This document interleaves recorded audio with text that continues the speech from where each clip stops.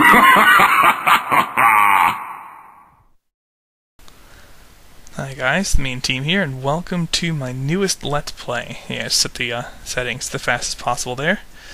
Yeah, I had an earlier run of Pokemon Emerald that I was going to do similar to my Leaf Green run, but I wasn't really happy with it. And once I went through the game again, I realized that I could optimize things a little bit more and really bring the cheesiness to the game. And in honor of that, we're naming the starter Chester, after the famous Cheetos mascot, Chester Cheetah. And I picked Mudkip. Mudkip's pretty much the best bet for early on in the game, or the very early game, I should say. And from what I hear, he's also the best for competitive, but I don't play competitive Pokemon. But if I did, I'd want him. Anyway, she's trying to pound me, which is kind of gross, because, you know, it's May, and May's underage, and I don't want to go to jail, so I just tell my Pokemon to tackle her and move on. Yeah, I'm really not a fan of May as a rival. Like, compared to the rivals from the first two games, or the first two generations, this one, there's just no, like, actual rivalry. It's kind of boring. Not to mention, like, she uses horrible, for the most part, Pokemon, and she doesn't keep them high enough level to really be a threat. And there's no, like, champion battle against her or whatever. I don't know. I'm still a fan of Garyoke from the first game, in terms of actually being a decent in-game rival. But it's too politically correct, so now you have to have a check or something. And we're first trainer battle other than the rival, and it's just another tackle fest. All the fights early in the game are going to be tackle fests.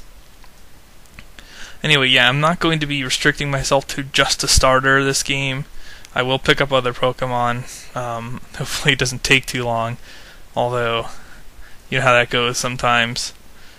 Pretty much the point of this game, or the strategy behind this run, is to get through the gym leaders with the minimum amount of effort needed, because once you can get through all but the last gym, you have access to a legendary Pokemon, and then it's going to look very much like my last run, where you use legendaries through, you know, the last couple of gym leaders in the Elite Four. But I'll be showing everything, even this questionable stuff, like Wally here catching an interesting psychic type that evolves into, well, you'll have to see for yourself. It's actually pretty good, but I'm not going to catch one because it takes too long to raise it, and that's too much effort. So yeah, you get to talk to your dad here. You have to actually battle your dad in-game. But he forces you to beat 4 gyms first because he sucks, and he wants the game to be not challenging at all. And yeah, he's just another battle with Zigzagoon. Actually, Zigzagoon's a pretty good Pokemon. If you level it up and get it, you know, to its Lanoon evolution and give it Belly Drum, you can get +6 attack pretty much instantly. And in single player, the computer's pretty stupid for the most part, so it's really not that hard to set him up with max attack in one turn and then survive. Just put something to sleep, switch him in Belly Drum, and there you go. You can pretty much sweep everybody. But again, that would actually require me to level him up, and in this run, I'm going to be keeping my Pokemon as low level as possible because I don't like grinding at all. So we're just going to beat down bug catchers and random stuff. Yeah, I'm even skipping items, as you can see. I won't skip all of them. Some of them I actually care about. Team Aqua. These guys, they kind of remind me of the Cheat Commandos. I don't know if you guys have seen the Strong Bad emails or HomestarRunner.com, but these guys want to expand the ocean, kind of like, you know, the Cheat Commandos. We'll blow up the ocean! Yeah. That's great. I'm gonna fight this dude because he's got a lot of money. Yeah, like they kind of suck compared to the crime organizations from the first game too. They're not like abusing animals for money, which actually makes sense for an evil organization. No, they just want to make the ocean bigger, I guess. I don't know.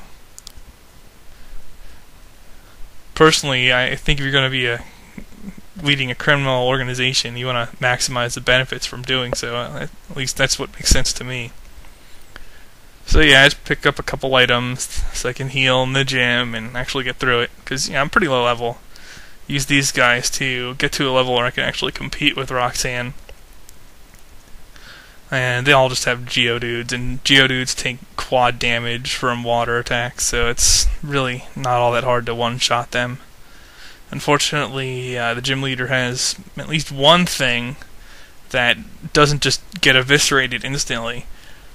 So you have to level up a little bit. If you start with a fire starter, you either need to pick up something that does better against the rock types, or you need to level up to 16 so you can get a fighting move double kick that'll actually work against it.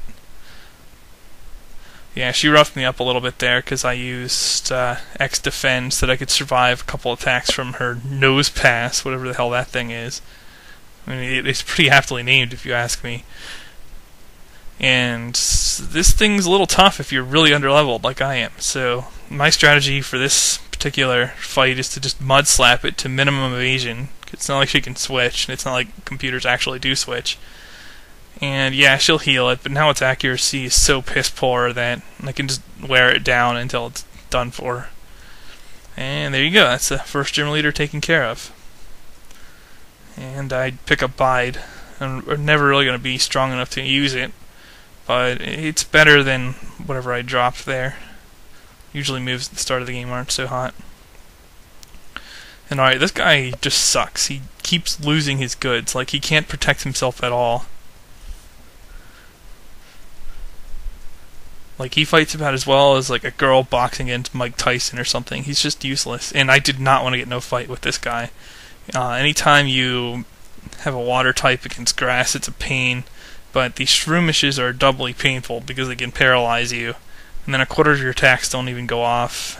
And they can just string out absorbs, which are effective against you, and it just hurts. Yeah, level 16. I think all the starters in this version evolve at level 16. And Mudshot's a good move. I'll have it on my guy for the rest of the game, I think. Also, when you get your evolution, you're not just water anymore, you're water and ground. So that gives you some useful immunities, such as taking no damage at all from electric. And it also gives you same type attack bonus on ground types. So there's some good moves available to the Mudkip evolution then. I'm just going to heal up. I didn't want to go back for clearing out my paralysis. Wasn't worth it. This isn't a hard fight either. Another little scruffing skirmish with the Team Aqua here, and I just one-shot it. The only reason you have to come up here is to get that guy to like you, so you can use him to boat down and actually go and get the X special, because you can use that to set up in gym leader battles and actually win. You gotta get past the annoying girl with the Shroomish and go back to Devin. Yeah, when you get in here, you get to talk to this guy and he asks you to do even more errand running. Hooray. But if you come back there, like if you do the errand for him, well, you have to for the plot. But if you come back after doing it, you'll also get the experience share, which is a nice item. If you're actually bothering to train at all, you can use it to level up really weak things without actually fighting with them. I'm just going to skip the battle here. Her starter will own me right now. But yeah, the experience share is a useful item. And unlike in the first game, you don't need to like catch 50 different kinds of Pokemon to get it. You just need to do your job, basically. Now, here in this city, the next gym is a fighting gym. I'm not ready to fight it yet. Like, I'll lose if I go in there. Even some of the random guys, because I'm so low level, would probably give me trouble. So instead of doing that, I'm just going to run around in here for a little bit and deliver the letter to Steven without any... without Flash. Exciting. And yeah, towards the end of this segment, I'm going to try to catch the second member of my team as I'm going through. So I'll continue that in the next part. Hoping you're enjoying this run so far. I'll see you then.